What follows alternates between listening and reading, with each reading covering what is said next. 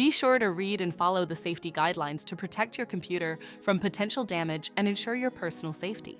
For more information about safety guidelines, see the owner's manual at dell.com/support. Before you begin, turn off the computer and disconnect all the attached peripherals. Before proceeding, ensure your computer is in service mode. To enter service mode, press and hold the B key on the keyboard and then press the power button.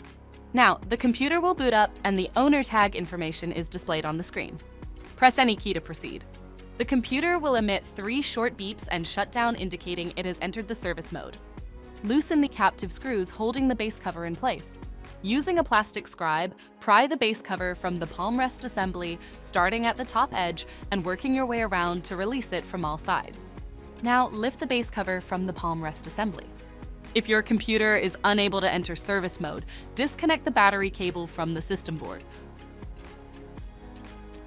To remove the left fan, identify the display cable and remove the 3 screws. Remove the latch and the piece of tape. Disconnect the cable. Identify the left fan and disconnect the cable. Remove the 2 screws and lift the fan out of the system. To reinstall the left fan, place it back in the system. Install the 2 screws and reconnect the cable. Plug in the display cable and reattach the piece of tape. Relatch and tighten the 3 screws. If the battery cable was disconnected earlier, make sure to reconnect it to the system board.